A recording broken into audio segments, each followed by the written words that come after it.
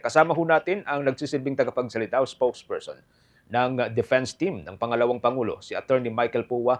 Maraming salamat. Thank you so much for joining us, Attorney Michael Puwa, sir. Si Bombo Genesis at Bombo Jay po ito. Maraming salamat for joining us sa Bombo Network News. At tayo po'y live na napapanood, napapakinggan sa ating 32 stations nationwide, Attorney. Unang-una siguro sa mga itatanong ho namin sa inyo, yung pagtanggap ho ng kampo ni Vice President Sara Duterte, lalo ho ng defense team ng pangalawang Pangulo, doon sa balitang natapos na ang paghimay sa impeachment case dyan sa may House Justice Panel at nakitaan daw ho ng probable cause. Ito hong mga reklamo laban kay VP Sara. Ano pong nakakita ho ninyong or ano hong take ho ninyo dito at paano ho ninyo tinanggap, attorney? Opo, well, unang-una sa lahat, hindi na po natin ikinagulat yung naging resulta no, ng botohan on the determination of probable cause. Pero siguro, marahil mas maganda ay mapailuwanag din natin sa ating mga kababayan na probable cause does not equate to liability or guilt. No? It just means that the committee deemed it sufficient to move on dito sa process natin, which is, again, ibibigay ito sa itatransmit itong naging resolusyon ng committee sa plenary para makuha man ng one-third vote at iakyat sa Senado ang articles of impeachment. Tama. Ang unang impeachment case ni Vice President Sara Duterte noong 2025 ay hinarang po ito ng Supreme Court, attorney. No? Ngayon, sa ikalawang impeachment case ng pangalawang Pangulo, ano po ang ginagawa ko ninyong pagkahanda habang wala pang bagong resolusyon ang Korte Suprema, attorney?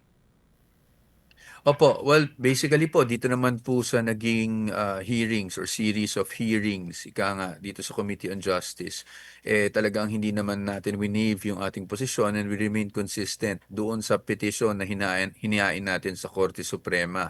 No? Dahil ayon sa aming pananaw, ang aming posisyon ay may mga constitutional infirmities yung mga ginanap na pagdinig, no? Dahil nga sa amin this is already going beyond the scope of purely determination of probable cause dahil ito ay venturing na dun sa mga dapat na pinag-uusapan o ginagawa pag may trial na, which is vested by the Constitution exclusively on the Senate sitting as an impeachment court. No? So yun ang ating laman ng petisyon. Sa ngayon, syempre po, no, naghihintay tayo ng resolusyon galing sa Supreme Court. Pero bagaman wala pang mga ganyang resolution from the Supreme Court, tayo naman ay tuloy-tuloy pa rin ang paghahanda dahil kung sakali mang ito ay maiakyat sa Senado, gusto nating mapakita talaga sa taong bayan na walang basihan yung mga aligasyon laban sa ating Vice Presidente. Ang sabi ho ng mataas na kapulungan, attorney, naghahanda na rin po sa pamagitan ni Senate President Vicente Tito Soto III. Sabi niya, ongoing na rin yung paghahanda, mga meetings, serye ng meeting ng mataas na kapulungan. Bobo Jai, with your follow-up kay Attorney Powa. Attorney, ano po yung take ninyo sa mga pagtaya na kaya raw gusto ninyo na sa Senado na lang humarap dahil doon kayo mayroong sapat na bilang ng boto batay sa mga initial pronouncement ng ilang aakto bilang Senator Judge? Sa totoo lang, I don't want to speculate on the numbers kasi that's really more of a political matter. You know, we can speculate on the numbers now, pero alam naman natin sa politika mabilis, no?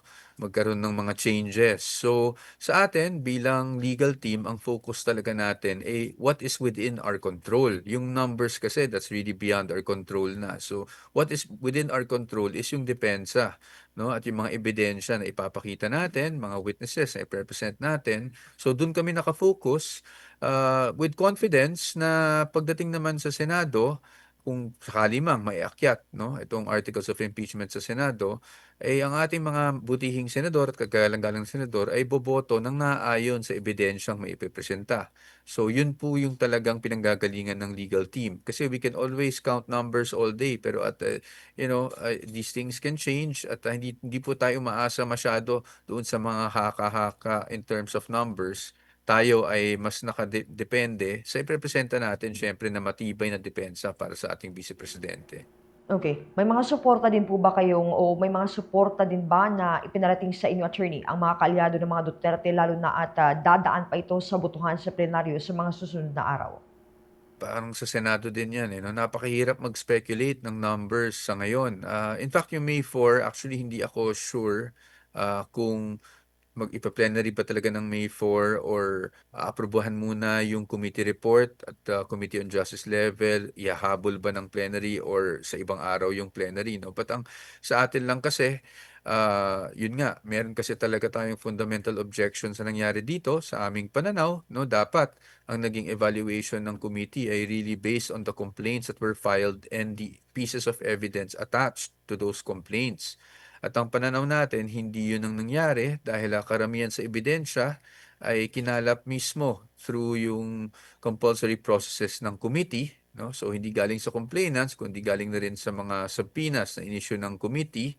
At all of these things came after we even filed our answer ad cautelam. No? So may mga ganyan kaming objections talaga na nangyari sa komite.